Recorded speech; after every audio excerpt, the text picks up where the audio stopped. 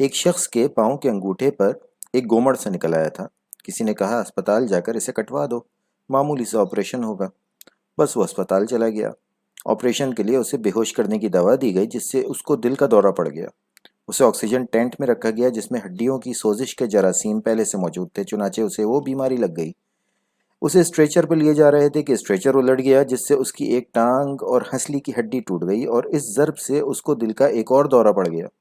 دم تحریر وہ اس عالم میں ہے کہ ایک نل کی سانس لینے کے لیے لگی ہے، ایک نل کی پیشاب خارج کرنے کے لیے، ٹانگ پلاسٹر میں جکڑی ہے اور بازو پٹی میں بندھا گلے کا ہار ہو رہا ہے۔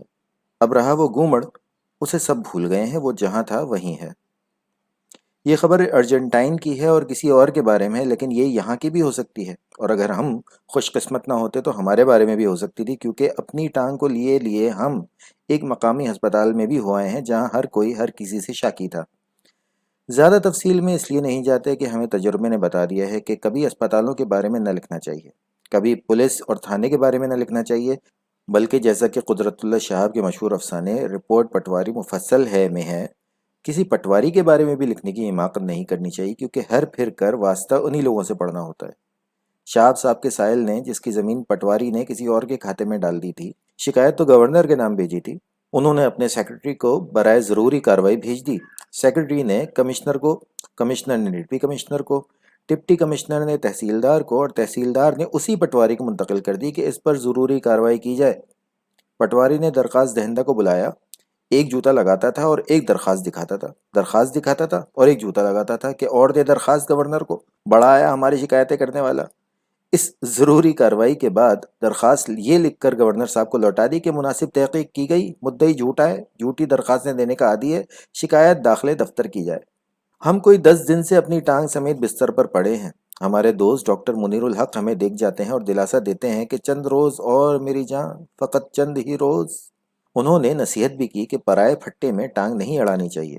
ہم نے کہا ڈاکٹر صاحب ہم نے نہیں اڑائی، لیکن اگر پرایا پھٹا خود آ کر ہماری ٹانگ میں اڑ جائے تو کیا کر سکتے ہیں؟ ایک اور دوست نے فرمایا کہ یہ جو تم دعوے کرتے پھرتے ہو کہ تم کو دولت مل رہی تھی، تم نے اس پر لات مار دی، کوئی بڑا عہدہ مل رہا تھا اس پر لات مار دی، تو ایسے کاموں کا تو یہی نتیجہ ہوتا ہے۔ ہم نے کہا نہیں صاحب، یہ بات نہیں، زبان سے کہنے کی بات اور ہے، ہم عزت شہرت یا عہدے پر لات مارنے والے آدمی نہیں ہیں۔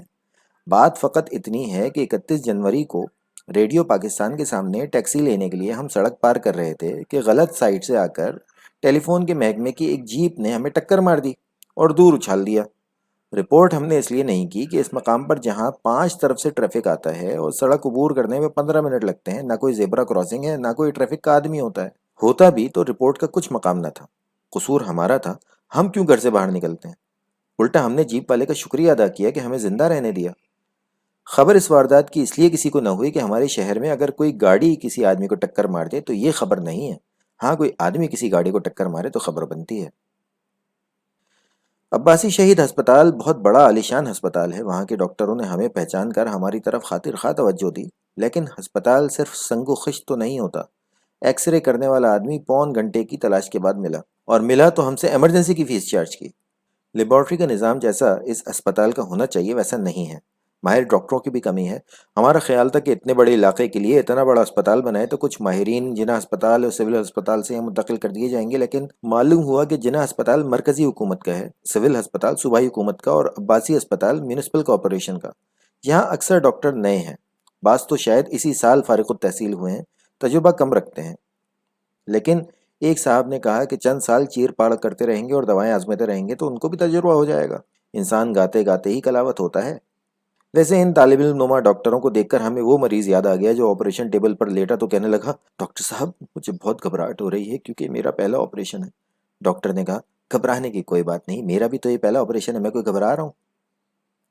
ویسے تو ہم خیریت سے ہیں، لیکن اس تقریب سے بستر پر پڑے سارا دن یہ سوچتے رہتے ہیں کہ ہم اہل وطن کی خدمت کس طرح کر سکتے ہیں، اور ہمارے اہل وطن ہماری کیا خدمت کر سکتے ہیں، چونکہ ہم مشرقی تہذیب کے آدمی ہیں، پہلے آپ کے قائل ہیں، لہٰذا اس معاملے میں بھی پہل کرنے کا موقع اہل وطن ہی کو دینا چاہتے ہیں۔ قومی خدمت کا جذبہ ہم میں ایک تو فراغت کی وجہ سے پیدا ہوا ہے، کچھ یار عزیز الحاج جمیل الدین عالی کی صحبت سے جو ہمیں برابر دیکھنے آتے رہے ہیں، حج کرنے کے بعد سے ہم ان میں نمایاں فرق دیکھ رہے ہیں، لہو و لعب کی طرف ان کو رغبت مطلق نہیں رہی، خیالات فاسدہ ان میں پہلے بھی نہیں تھے، اب تو اور بھی نہیں رہے۔ غزلوں دوہوں کو لا حاصل قرار دے کر انہوں نے عزم کیا ہے کہ آئندہ صرف قوالوں کی فرمائش پر گراموفون کمپنیوں کے لیے لکھا کریں گے۔ ایک ایسی کتاب لکھنے کا ارادہ رکھتے ہیں جس سے دنیا بالکل ٹھیک ہو جائے، ہر طرف عربی ہی عربی رائج ہو جائے اور مسلمانوں میں کسی قسم کی کوئی خرابی باقی نہ رہے۔ تبلیغی تقریریں اسی جذبے سے کرتے ہیں کہ بے اختیار جی چاہتا ہے ان کے ہاتھ پر اسلام قبول کر لیں، پھر خیال آتا ہے ہم تو پہلے ہی مسلمان ہیں۔ اگر آپ کو کوئی شخص عربی لباس میں رجز پڑتا ہوا، ننگی شمشیر ہاتھ میں لیے، گھوڑے پر سوار، بحر ظلمات کا راستہ پوچھتا نظر آئے تو نام پوچھنے کی ضرورت نہیں، اور کون ہو سکتا ہے؟